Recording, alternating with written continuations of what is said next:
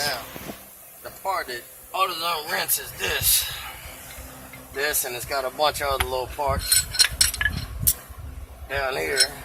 They don't give you very many, but show me right here. Now you see, for backyard mechanics, you know, we can't get the vehicle quite as high off the ground as shops can.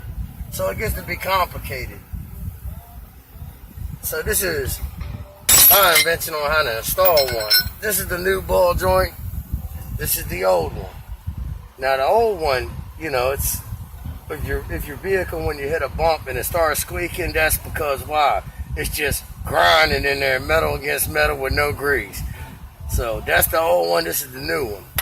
Now before you install the new one, it's a pain, and I've never installed one of these before, but this is my first try, and I already did one side and I got it and it's good. I've already pried it apart. It seems like the boot's gonna rip, but it's not. You just gotta get it intact. It's got a ring that's set inside. So you just gotta get the sides behind that ring to get it off. And just keep tweaking and prying. It almost feels like you're gonna break the boot, but you're not. See how that boot come off and it's smooth, good? No problems. Now, to install it, this was my invention.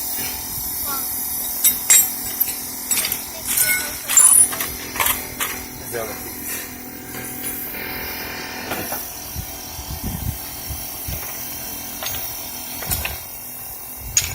Figure out which ones I need. The poor man's way of installing it. I can't quite get the vehicle up high enough.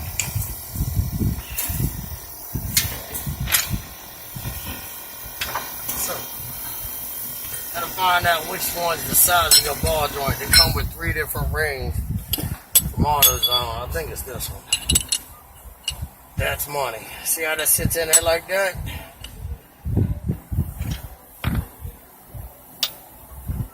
This one you want here. You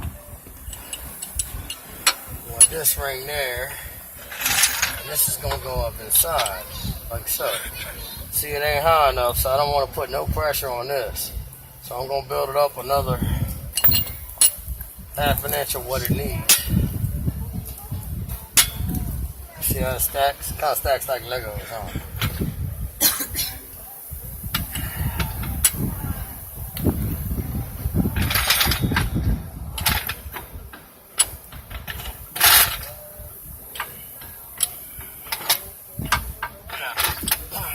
Ghetto way, but it works, and it works good. Tighten the jack up, just get it square up with the hole. If you boys knows what squares is.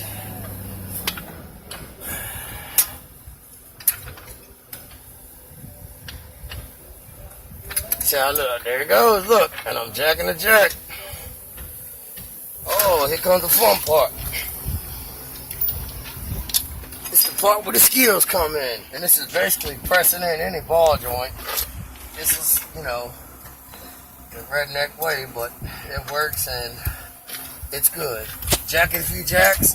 When you see the control arm start to move, you see this sledgehammer, you smack the edge of it. Just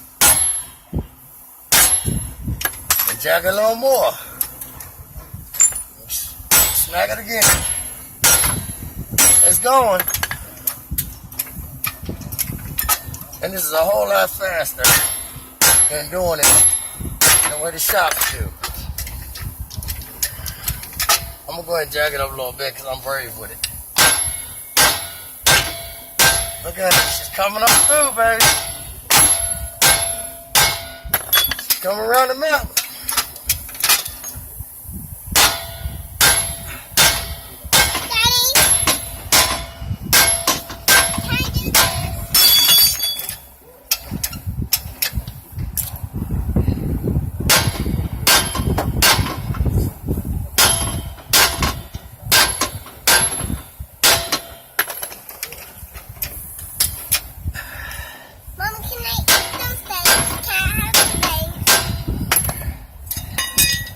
Now, my friend, is how to press a ball joint. It works on all makes and models. whatever kind of ball joint needs pressed in, that's what you do. And then you put your little new E-clamp that came with it. I'll show you how to do that real quick.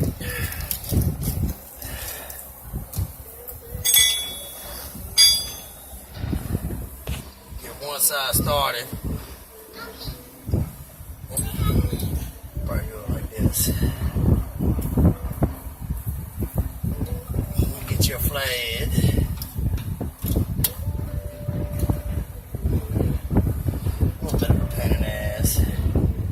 Better to have the two E-clamps, but unfortunately, backyard mechanic, I can't find mine, and it'd probably take more time to find mine than it would be to buy one. Don't have the money. So,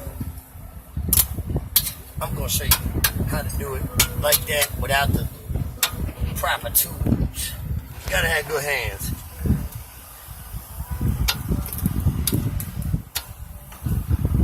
There she goes. Your ball joint. That smacks the clip back down tight so it don't come back up. Damn.